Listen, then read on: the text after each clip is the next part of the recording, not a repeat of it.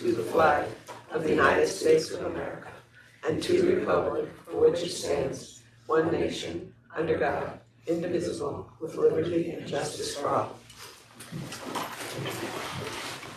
Okay, the first item of business is the adoption of the agenda for today's board meeting. The April 23rd, 2025 board meeting agenda has been distributed to all members. Are there any corrections, additions, or changes? Hearing none, the agenda will be adopted as presented.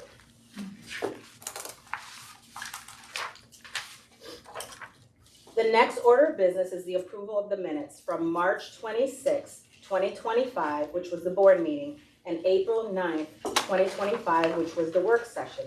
May I have a motion? So moved. Thank you, VP. Second? Second. Thank you, Board Member Alexandria. Any additions, corrections, or discussion? Okay, all in favor? Aye. Opposed? Okay, the motion to approve the March 26th and April 9th, 2025 minutes carries. At this time, we have no public comments, so we will begin with comments from our superintendent. So good evening, board, staff, and community. I'd like to welcome you all back.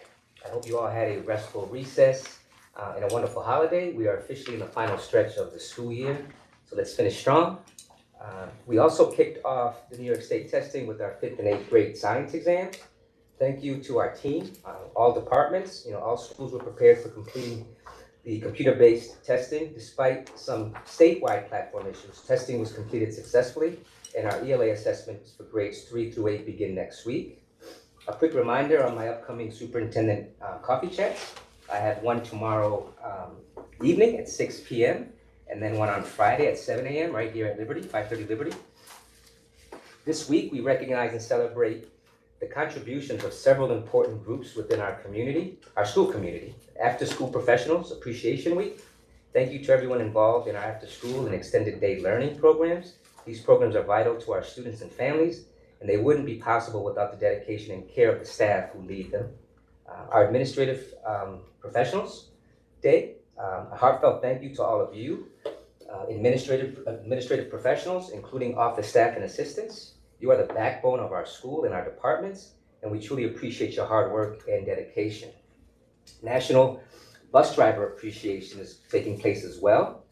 And our bus drivers are essential members of our extended school community. They transport our students safely every day and play an important role in student success. So thank you for your service. Then shifting into schools, School of Rock, Schenectady High School School of Rock. I had an opportunity to sit in and kind of see our amazing students and our scholars. But I want to congratulate the cast and the crew who are receiving nominations in High School Musical Theater Awards for Outstanding Ensemble, for Outstanding Supporting Performers, Serenity Palmer, and Outstanding Leading Performer, Iana Jackson. The production was outstanding. The awards ceremony and red carpet showcase will be held on May 10th at Proctor's. Tickets are available online. Please come out and show your support to our scholars. Schenectady High School Media Class. Congratulations to the media class for placing 6th nationally in the NBC Adobe Digital Storytelling Competition. Out of more than 600 entries, their 90-second news piece focused on the positive impact of the arts on mental health. Their video is available on our website. Great job to all the students and the staff involved. We are proud to showcase the creative talents of our students across the district. Right here at Liberty, we have our student exhibit, which is displayed here through April 30th. Our IB art exhibit at the Butzel Gallery, and the high school opens through May 16th. The opening reception is this evening. I had an opportunity, I go to all of the art galleries, but this was the first time I had an opportunity to engage with the students. And it kind of asked them questions around what inspired them, and it was just amazing to hear how it was rooted in their culture and kind of who they are and their identity. So it was just impressive to kind of hear, and all of them were seniors, and all of them are pursuing careers in education. So it was just amazing to connect with those that were in that space. So we are proud of the showcase that creative talents of our students across the district. The annual district art exhibit at Viaport Mall opens next Friday. Opening reception is on May 5th. Next week is College and Career Week at Schenectady High School. There will be events each day, including the Schenectady Promise, which will launch on May 1st. A college fair is being held tomorrow evening at the high school in the cafeteria with over 100 colleges in attendance to meet with our students. We're also excited to welcome author and food justice advocate Tony Hillary to the district next week. On Monday, he will visit Page, Zoller, and Mount Pleasant and meet with the fire chef and garden club members. On Tuesday, he'll visit the high school, Lincoln, and Zoller. And on Tuesday evening, he'll be hosting a public session right here at our Schenectady's main branch library. Lastly, I'd like to extend a sincere thank you to our incredible community partners, the Schenectady Educational Foundation, hosting a wonderful celebration event prior to the recess. Jam-packed, standing room only. I mean, it was amazing. And recognizing a lot of those phenomenal individuals in our district as well as within our community. And the Reading is Fun program for organizing the fantastic Scrabble Rambler event that I had the opportunity to participate, and we'll continue to kind of promote the Scrabble Rambler so that we get more of our schools involved and maybe do a kind of a healthy competition internally so that we can get more of our, they do some amazing work for us, or support to our district. These organizations contributions go above and beyond the support for our students, and we're grateful for their partnership. And just in closing, we had the opportunity just a little while ago to recognize some of our leaders within the community around partnerships with families and community. I want to acknowledge the board for their continued support and the efforts that we have as they're anchored to our pillars. But it definitely filled my cup just kind of to listen to the connections that our leaders are having with not only our students, but also our families and ultimately our community. And I do believe that it's a vital piece of the work that we have ahead of us. That concludes my. Thank you, Superintendent Cotto, and we will invite Board Clerk Michelle. Hello. This year's annual budget vote and board member election will be held on Tuesday, May 20th. We have 2 board positions up for election this year. If you are interested in running for the board, I have petitions with me here tonight. See me after the conclusion of the meeting. They are also available in my office here at 530 Liberty Street. You can email me at edenm@schenectadyschools.org or call me at 518-370-8100, extension 76907. All this information is also available on the school district's website.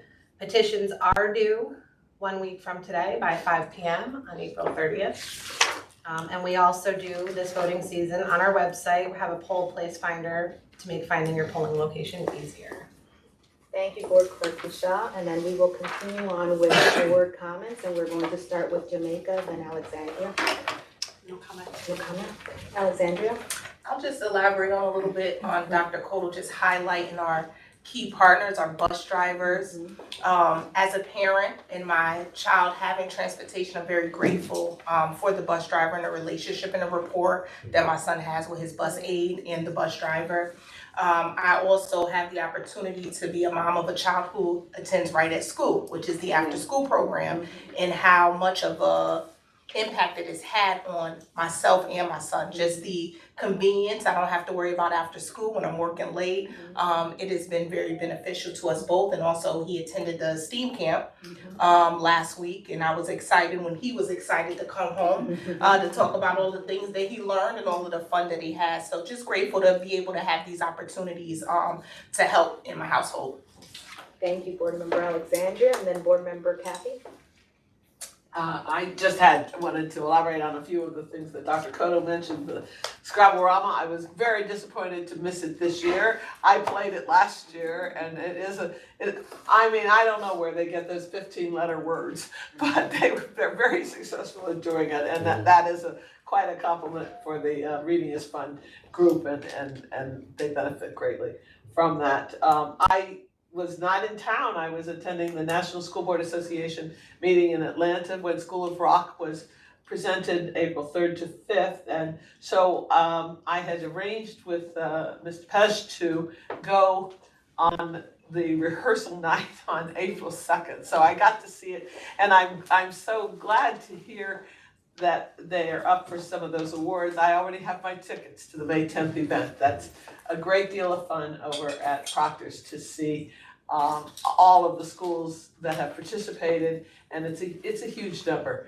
from the Capital District up north, Queensbury, and all around. I don't know who all's in it this year, but and it's quite a nice evening. The Education Foundation, I was pleased to attend that, and at which it recognizes it's a huge fundraiser for them in order to be able to give back to our teachers in the school district, and they recognized Julia Holcomb as the alumni award winner, the Hamilton school, or not Hamilton, Hamilton Hill Arts Center, and also Pam M.A., I see her name up here as the Teacher of the Year. So those were the recognitions on that night, April 8th, held at Proctor's. And of course, it was the last night that Mrs. Macy will be doing the dinner associated with that, Laura Macy, because she's retiring. We've had a lot of people retiring this year. So, and last but not least, I stopped in at 3:45 for the IB celebration. 14 students were, their artwork was represented there. I was particularly taken with ones, we have twins who from Indonesia who had both participated in that, so they had batik offerings and they had things representative of the art in their country. They've been in the US 4 years, they told me, and just came here to go to high school, and so they're headed off to college. 2 different places. I said, oh, the twins are separated. But that was part of it. So I wanted to highlight those items as well. Thank you. Vice President? I just have two comments. Thank you, Dr. Cotto, for highlighting the after school, the administrative day and bus driver, because we have wonderful people in our district who are doing wonderful work, and it is also all very important to acknowledge them. And I do want to thank HR Assistant Superintendent Shannon Tahoe. Today that event was awesome. I didn't say amazing. Awesome. It was awesome, and it was nice just to see the joy and just the spirit of everyone so uplifted, being recognized. So I appreciate that. It's awesome to hear all the wonderful things that our staff do, and I do want to say the same with all of you. I know you all work very hard, and we do appreciate you, and it's great to see people being highlighted for the work they do every single day. So thank you, and thank you, and thank you. Appreciate it. Thank you. And that's the end of my comments for today. But the next item on the agenda is the treasurer's report. Are there any questions or comments regarding the treasurer's report? Okay, hearing no questions, the treasurer's report will be placed on file for audit. Okay, I move to approve the BOCES budget for 2025-26 for 26. May I have a motion? So moved, Kathy. Thank you, Board Member Kathy. Second? Second. Thank you, Board Member Alexandra. Any discussion? Okay, all in favor? Aye. Opposed? Okay, the motion to approve the BOCES budget for 2025-26 is approved. Okay. I move to approve the BOCES Board of Education members resolution. May I have a motion? So moved. Thank you, Board Member Kathy. Second? Second. Thank you, VP. Any discussion? One of the members from Schoharie, and I don't have the name. Yeah. She is a new person coming on the board there, and she is coming on in place of a man who has served 27 years on the BOCES board. So Kevin is retiring from it. Thank you for sharing. All in favor? Aye. Opposed? The motion to approve the BOCES Board of Education members is approved. Okay. Our next item is the RIC 1 Risk Operations Center information. Before we vote on the RIC 1 resolution, Ken McDermott, the Chief Technology Officer, will provide some information about the Operations Center. Oh, I'm sorry, Kurt Redmond. See, I do these things to see if we people are paying attention. That's all right. Ken looked nervous for a minute. Ken's a little shorter. Yeah. Sorry, Kurt. Welcome. Good evening. So I'm Kurt Redmond, Director of Instructional Technology for the district, and also the Data Protection Officer for the district. So I just wanted to give you a quick overview of what this resolution that you're considering tonight pertains to. Let's see. Just takes a little bit. There we go. All right, so this resolution pertains to New York State Education Law 2D that I'm sure you've heard of before.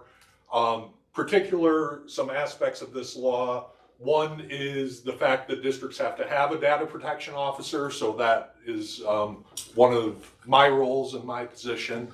But really, this resolution we're talking about tonight pertains to the protection of PII, which is personal identifiable information, and third-party contracts, which are agreements we have to have with our vendors that receive any of our student data or any teacher evaluation data. So any platforms we have that contain any of that data, we have to have these third-party contracts with.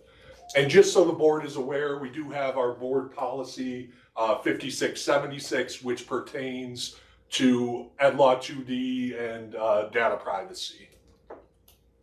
So currently, we will continue to use, we have a process we've used for a number of years that if we're considering new educational technology in the district, it goes through a few levels of internal review.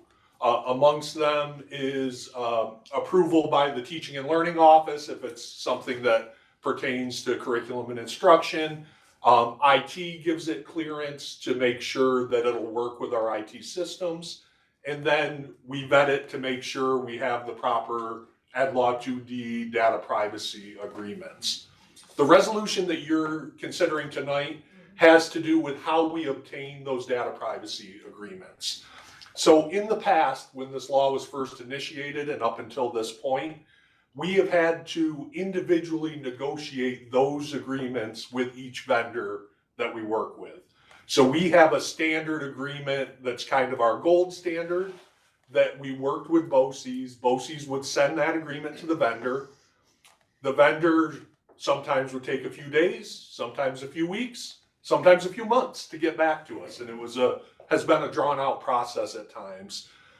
When they send it back to us, if there are red lines in it, things they want to make, we often have to consult the school district's attorneys to see if we're okay with those red line changes. And there's the back and forth process to try to reach an agreement.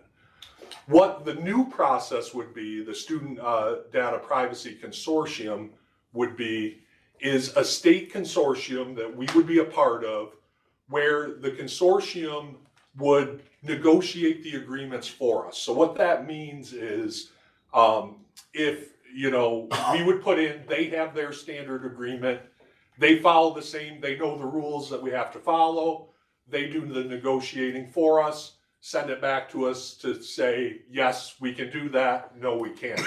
But where it's a real benefit to the district is if another New York school district has an agreement with them and they're in the consortium, then we can just check a box and piggyback on that agreement and we're good to go. We've been piloting this. We had one today that we put in for a new product that we're gonna be doing a pilot trial with.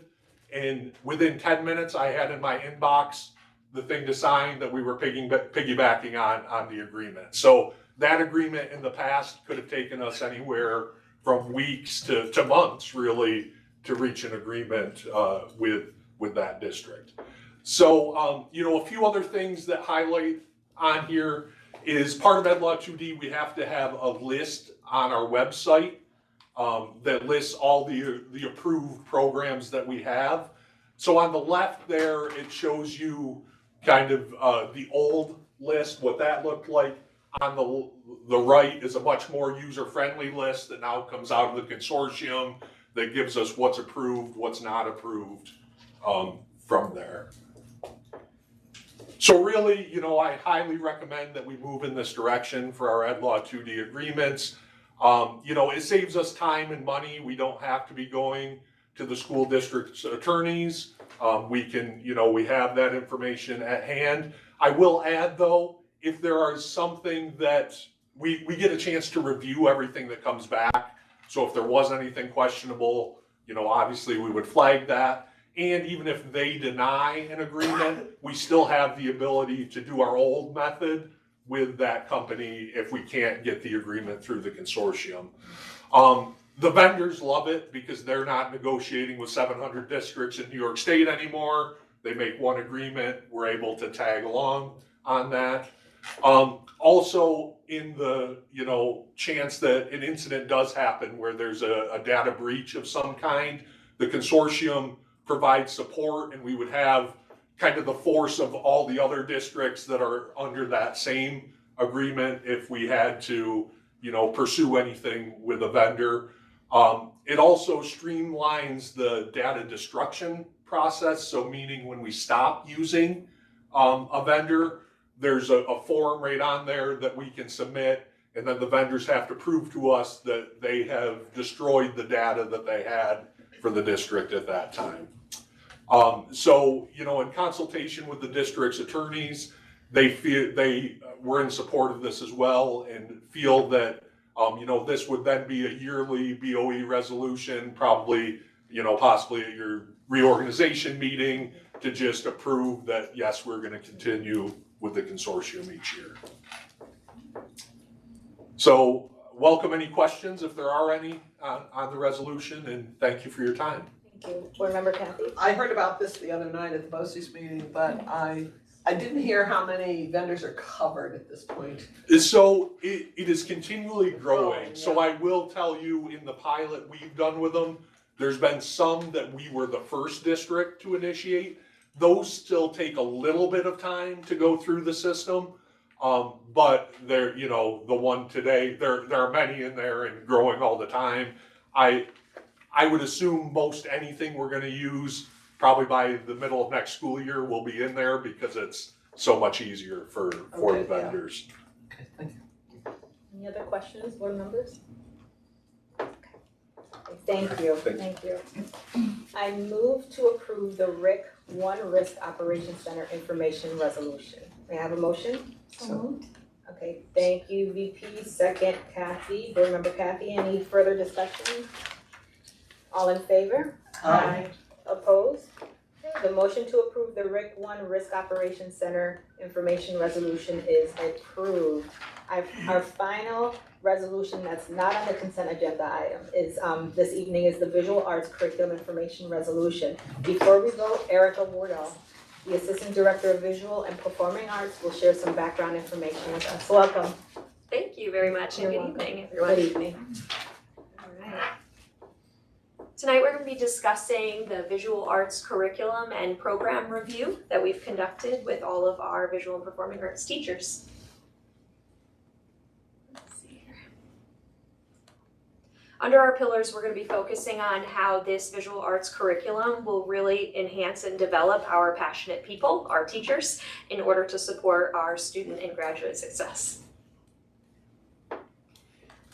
We've actually been on a pilot for a year now with this program, the Art of Education University, and we have explored several other options as well, actually 6 other options and curriculums with our new visual and performing arts teacher leaders. And in that 6, we whittled our matrix down to 3 different curriculums where we then welcomed our other visual arts teachers to participate.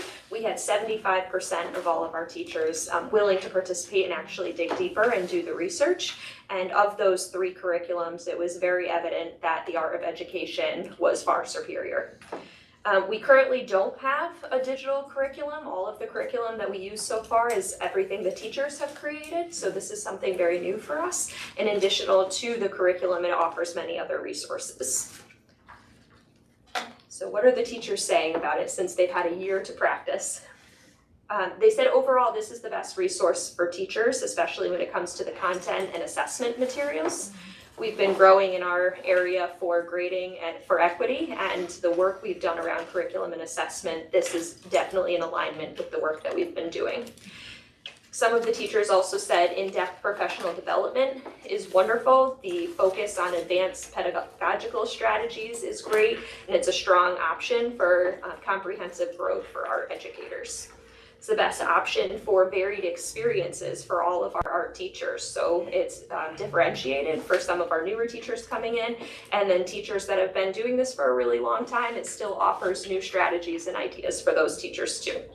It's very relevant and age appropriate. It offers lots of different resources for different cultural needs, different material needs, grade level appropriate needs. And it also is a way for us to work together as a team in order to set a curriculum even for while we're absent.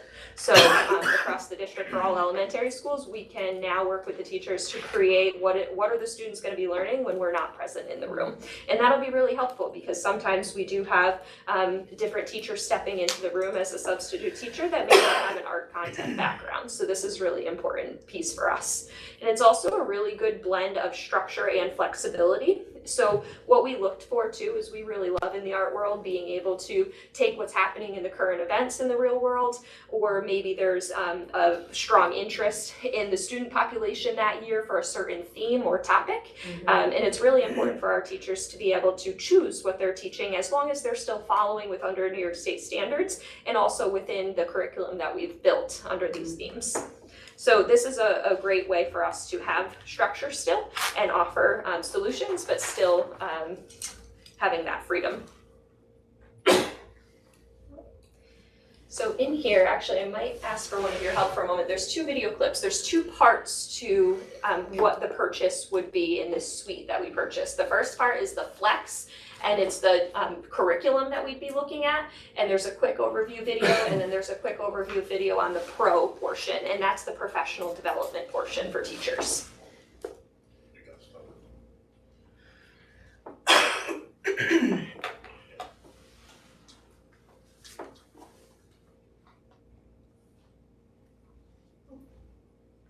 You guys are gonna have a video, so I did not share. We always do our visuals over here. No, so we weren't going to. You gotta figure out how to do this. I don't know. This is my. We can even come back to these if we need to. They're available for anyone. There's some. There it is.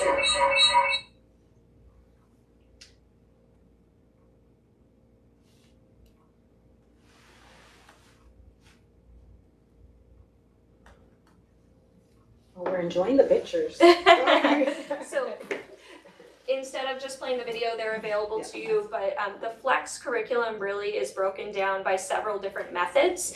So if we wanted to break it down by, say, we wanted to use colored pencils and mixed media materials, it will list every grade level of all of those materials you could use or subjects that you could choose from. You can also break it down by grade level.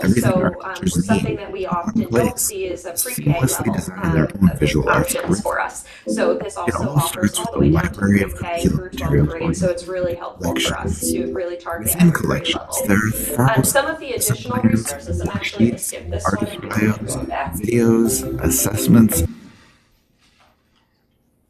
Perfect, thank you.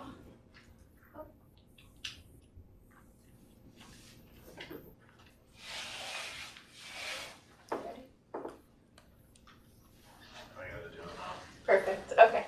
So some of the additional resources that this program provides is actually an on-site person and manager for their curriculum. So if we have a teacher who's new and needs additional instruction on how to implement the curriculum into their everyday classroom, we have somebody that we can tap into and actually bring into the classroom and work with that teacher. We also have the opportunity to have teachers attend the NOW conference. So we're now offering on a larger level, not just virtual videos. Art of University Art of Education University offers a degree program discounts as well. So teachers that are looking to receive additional certifications or degrees, they offer benefits for that option. And all of them are hybrid or virtual. So with that being said, it's very easy for our teachers to expand their learning and actually receive additional credits there. Magazines and media, so a lot of times we are paying for additional subscriptions. These are digital, so I do think that this is a great option for us because instead of paying for many different subscriptions, this is kind of one-stop shop with everything right at our right on our website here. And then the community. I was actually able to attend a recent national art conference with 2 of our art teachers, and they were really excited to see that Art of Education University was present there as well, and we were able to speak to some of the reps and also able to network with some of the other neighboring districts as well as in other states, different districts that are already using the program and how they've seen it as a benefit.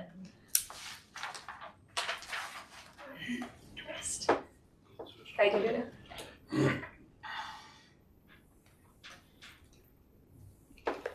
So they offer flexible options still and allow for creative units while still covering the common standards. It also provides more guidance and resources to newer teachers, which we talked about, and then the substitute lesson plan. And this breaks it down a little bit more about how you can use each. This is our timeline. So we would love to be able to start as early as May by implementing. The Art of Education University has also offered us to extend our pilot period. So in the interim, we are able to work with them on starting to actually implement and bring in PD for all of our teachers. We're looking at doing summer curriculum writing and planning, which we had last summer, 28 teachers engaged in curriculum writing. So we're hoping to see that number grow this year as well, and be able to have teachers prepared and planning over the summer to prepare for September. Opening superintendent's conference days, we're hoping to bring in the company rep to work individually with any of the teachers that may need additional assistance before the start of the school year. We're going to continue progress monitoring as well throughout the year and offering support as needed. This would be a 3-year program that we would be purchasing. So we would look to see if it benefits us in 3 years and then reevaluate at that point. Okay. And I am open to questions and I appreciate your time. Thank you. Any questions, board members? So we're buying it for 3 years, we would pay again in another 3 years? It's not like a lifetime Correct. membership? It's not a lifetime, and typically there's an option for us. We can do yearly. We could do, usually programs offer up to 5 years. Mm-hmm. We've chosen, we think, is the sweet spot with 3 years, so we can really have teachers go through the training and understand really how it functions in our classroom every day. And if we find there's a benefit, we'd be able to track over that 3 years if it's benefiting our students. Thank you, Board Member Jamaica. Board Member Kathy. Do we, now you indicated we are going to have 28 teachers writing curriculum, or we had that many last year? And we had that many last year. So how many art teachers do we have? I guess I don't know that answer. We have 11 in the elementary schools, 6 in the middle schools, and 10 at the high schools. So 27. How do we have 28? We won't worry about one. So what is it that we're purchasing then if the curriculum is being written by us? I guess I'm not quite clear on that. So we have a written curriculum, and oftentimes teachers are pulled together for a short period of time and able to say, hey, we all do grid drawing, for example, and we'll all bring samples of what we've done for that unit, and each grade level will take from that experience and figure out how to make that relatable for our students. But what this curriculum does is actually offers us so many resources, both digitally and things you could print, new ideas, different relationships you could connect with, different guest artists that we could potentially bring in, which could be covered under our Arts and Ed program, which is through BOCES. So there's a lot more options than what I think we can just build internally. Any other questions? Any comments? I'm excited about this. I love the arts, the art. I really do. I love art. I just love it. So this is really exciting to hear that this is potentially something that we're going to have in a school district. So thank you. Thank you for sharing. Thank you, I appreciate that. Do we still have magical fish? I hope so. I know that's one of the elements, I see it all the time. So here we go. I move to approve the visual arts curriculum information resolution. May I have a motion? So moved. Thank you, Board Member Jamaica. Second? Second. Thank you, Board Member Alexandria. Any further discussion? No? All in favor? Aye. Opposed? The motion to approve the visual arts curriculum information resolution is approved. Okay, and thank you both, Kurt and Erica, for your presentation before the resolution. Thank you. Thank you. Thank you. So now we have some more resolutions under the consent agenda. So the consent agenda includes items considered routine and approved together in one motion unless a board member requests that an item be removed for separate discussion and vote. Would anyone like to remove an item from the consent agenda? Okay. Hearing none, we will proceed to vote on the consent agenda items. May I have a motion to approve consent agenda items 11A through N? May I have a motion? So moved. Thank you, VP. Second? Second. Thank you, Board Member Jamaica. Any discussion? Thank you for the donation. Yes, thank you, thank you. All in favor? Aye. Opposed? Okay. The motion to approve the consent agenda items 11A through N carries.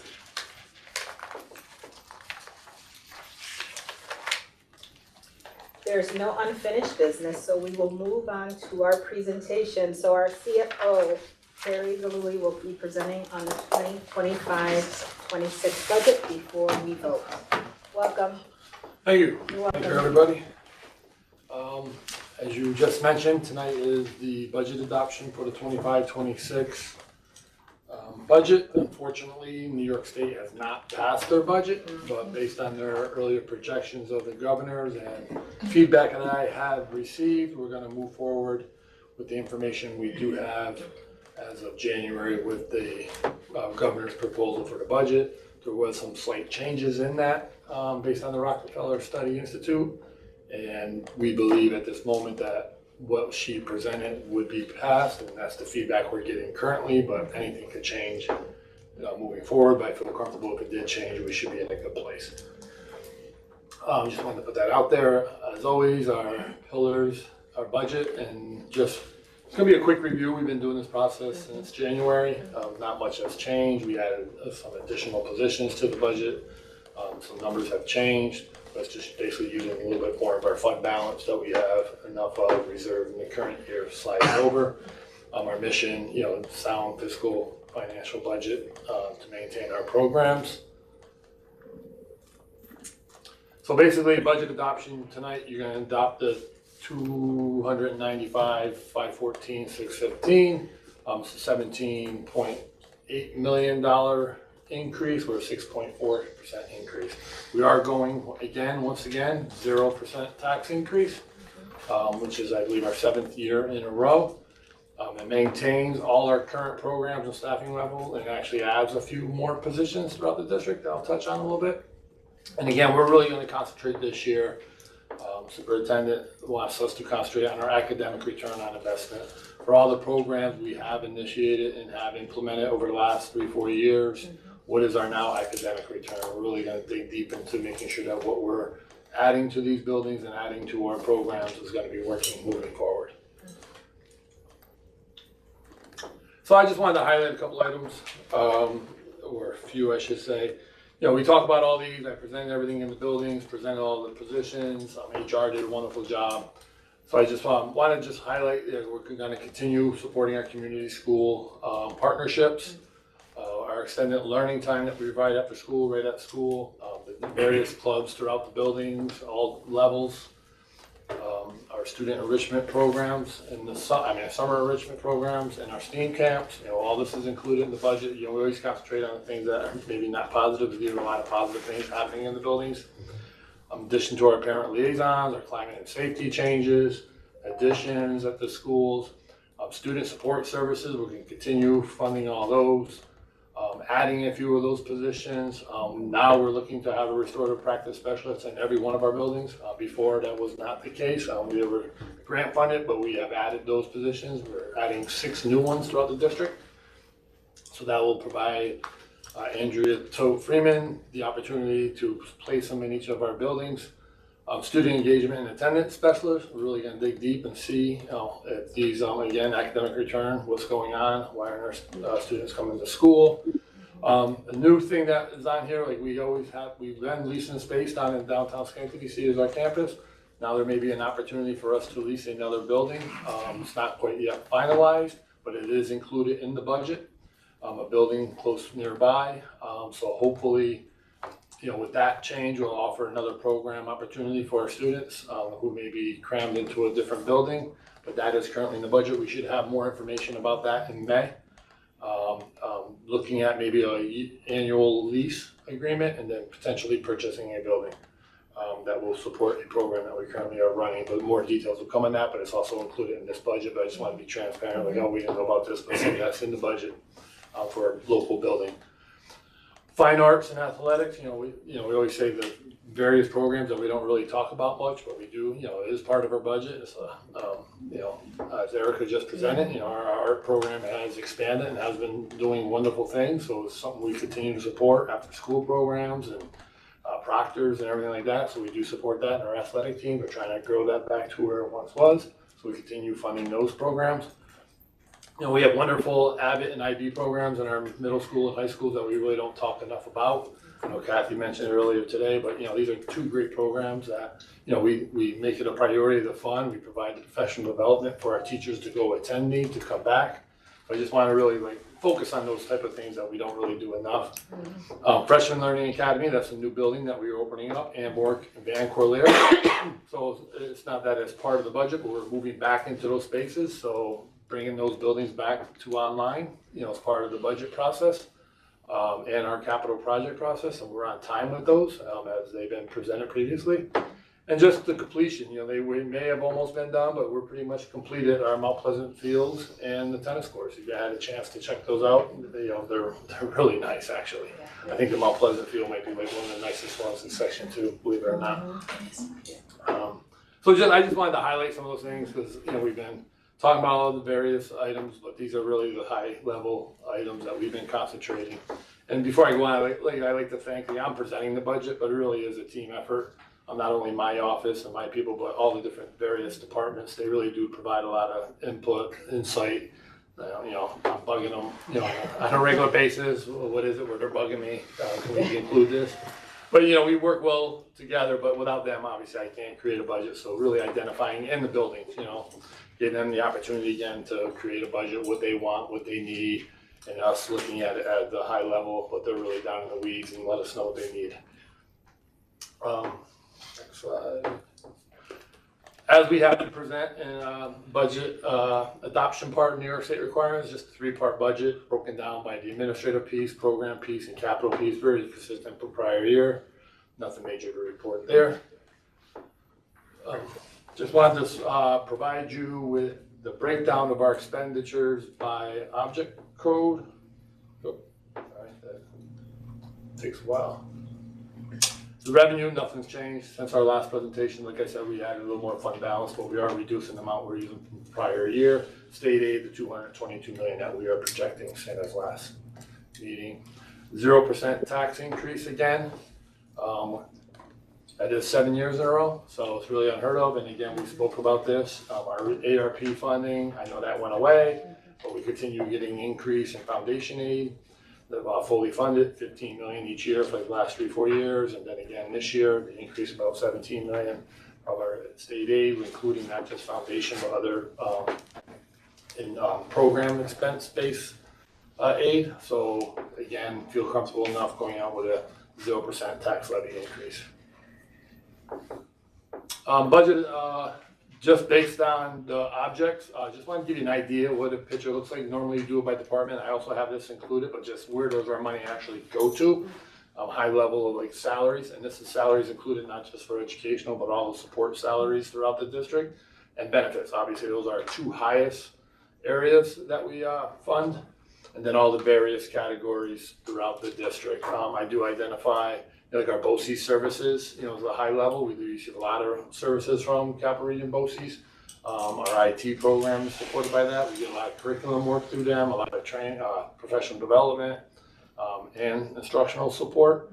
Our CTE program through BOCES, where we send our students out for career and technical programs over to Albany. So that's I think we sent like 124 students that's supported in here in this budget.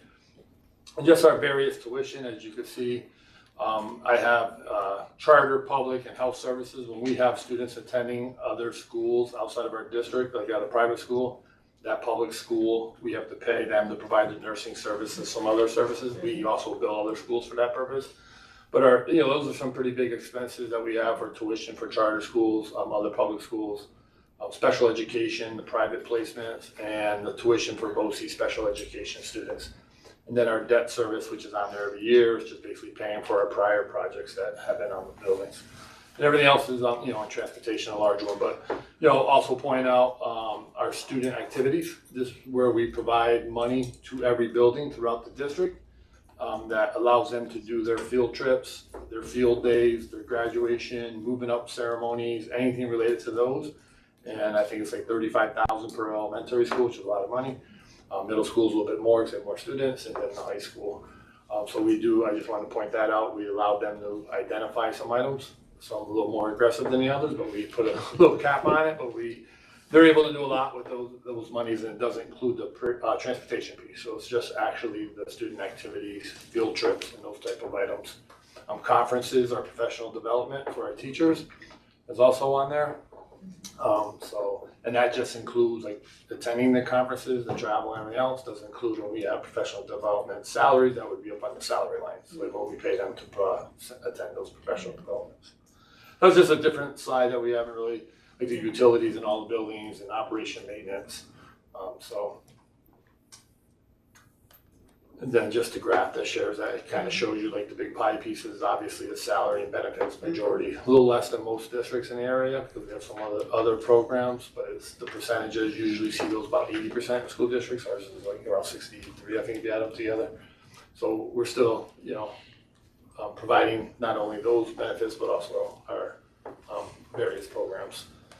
Again, this is the same slide as previous. Basically, it's just a breakdown of all our by category, as we discussed throughout. And I'm not going to go through every single one, but this is basically how it's reported to New York State on their ST3 at year end. So we just keep those categories to be consistent with them. If you have any questions, concerns, I'm not going to go through every slide or talk about every number. Again, it's you're passing a budget of the dollar amount. We have the opportunity to do budget transfers if necessary throughout the year. With board approval if it's over a certain dollar amount. So basically these are the categories we do kind of maintain and want to be obviously within these limits of each category, but we are able to change them if necessary if something comes up throughout. All right, that's pretty much all that. Again, looking at a capital outlay for $100,000, New York State allows you to do a capital project each year for $100,000. That's just identifying the $100,000. We have not identified that project yet. Nowadays, you really can't do a lot of work. But if we identify a project, it could just be like maybe like a door replacement or something like that on a building. This gives us the proper approval. We get the aid the following year on that. The other projects is anything that may come up during the school year that may be an emergency, and that's a lot less than prior years because we have been fixing a lot of things already. And with the other projects, actual capital project, $300 million, I figured just at $300,000, if anything does come up in the meantime, we could have money available if necessary. Again, a requirement in New York State, we'll talk about it a little bit more in breakdown at the public hearing. Because we have to present this is the contract for excellence, which is part of our state aid. And they have been increasing each year. There's only like 20 schools, but we've been over this previously. But if anybody has any questions about our contract for excellence, they are welcome to submit those to the Let's Talk. And this year, we're really concentrating using this money basically for the Freshman Learning Academy, the middle school, high school restructuring, and the class size reductions and the kindergarten opportunities. Moving forward, again, New York State final budget, hopefully that will be passed soon. They are way past their deadline. We have a public hearing on May 7th, just to review the budget. We'll provide the line-by-line detail, the budget booklet prior to that. Karen and I are currently working on that. Karen's working on that. I'll provide the numbers. I'll try to give you a good Karen routine. But we'll have that available in the time requirement in all of our public places, libraries, and schools buildings prior to the budget vote and hearing. And then, the two propositions this year, I know we've been used to about 5 or 6 with the capital project and purchasing of buildings, but as of right now, they're gonna be voting on the budget amount. And then there are 2 board members up for election. I think petitions are due April 30th. Petitions are due April 30th to submit, but those are the 2 seats that are gonna be vacated or, open to be run for. And then our polling places, which have not changed, as Michelle said, we have a new tool that allows you to type in your address and tell you where your polling place will be. All right, I know that was quick, but nothing, we've been doing this for 3-4 months now, so any questions? Board Member Captain. Sorry, voice disappeared there. You mentioned leasing a building. I thought we had to put a lease on for. If you're gonna do it for ballet. more than a year. If you're gonna lease the building more than a year, you don't, but the board is able to enter into a lease agreement for a year or less. So if Okay, we lease it for a year and then put it on next May, the reason why we, the process to buy a building right now, with all the testing that needs to be done to meet the state regulations, we did not have enough time. So that's why I don't wanna come public yet, because we're still working on that Right. part of it. But if that potential of where that building could be, the Board of Education is able to enter into a year lease, without having without to having a go. public vote. out. Yep. That, If you, that was one question Yep. that came to my mind. The other one, and I may be just having a blank spot in my brain right now, but you divided the budget into 3 sections. The capital was 50 million. Which of the items that are in the object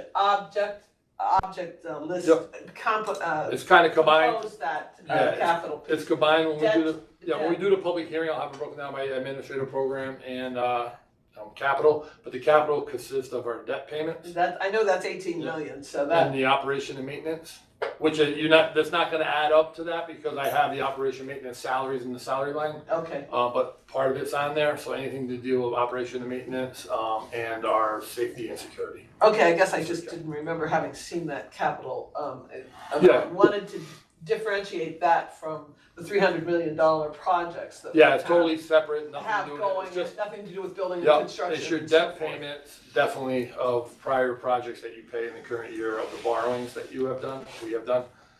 So that's a portion of that, and then maintenance, and that's pretty much it for us. Okay, and that's mine too. Any other questions? I had a question and a comment. I was excited to hear you say that Dr. Cotto was narrowing it down, saying, academic return, what's the academic return? Because when you look at a budget of this size, you always question what are the student outcomes from this. So I was excited to hear that. And my question was, with the uncertainty of the times right now, how were the things in the budget prioritized? We based it on what funding we currently have, like we discussed previously, I'm not sure, like what grants we have that may be affected by that. There is some monies built into this budget that if we lose part of the budget, grants. But as of now, we prioritize everything. Like we have not cut any programs or staffing because of the funding levels that we have been able to get. We may come to that point in the next couple of years, but as of now, we have basically prioritized everything and have funded everything. But obviously the educational components, the health and safety components, and I don't know if anybody else wants to add any curriculum, and we've added all the wellness, so pretty much everything. The hiring, we made a big push to get more teachers in and not have vacancies and things like that. So we pretty much make everything a priority at this point. And my last question is, how do we measure success of this budget? If it passes, And if we, we're staying in it, and if we're able to support all the programs and all the needs of the district, then I would consider that a successful budget. If we're not, we're not gonna go over the budget, obviously, we're not gonna allow to go over the budget. But as long as that we could maintain 0 property tax increase, the budget is passed by the public, and then we're supporting all our programs, and I think that's a pretty successful budget. Thank you. Questions? I did have a question. I like to hear that we're going to be able to hire some more staff, and you mentioned the restorative practices. I was just wondering what the parent liaisons, because at one time, parent liaisons, because I know at one time we didn't have a parent liaison at all the schools, and I'm wondering, do we have parent liaisons in all the schools, and if we don't, is that part of the budget as well? Yeah, there might be a couple vacancies, but every vacant position we currently have is budgeted for. Okay. So it's the expectation that we're gonna fill those positions. And some of those positions, like parent liaisons, may be in the federal grant funding also, one of our Title I funds. So, but anything that is currently vacant, like if there's one not at a building, we have a position ID for that position. We just haven't been able to fill it. Okay. So that's in the budget. Okay, and then we do have one for every building? I think we are fully staffed We are right now. fully, I'm okay. 100% sure. Thank you. Any other questions? One last one.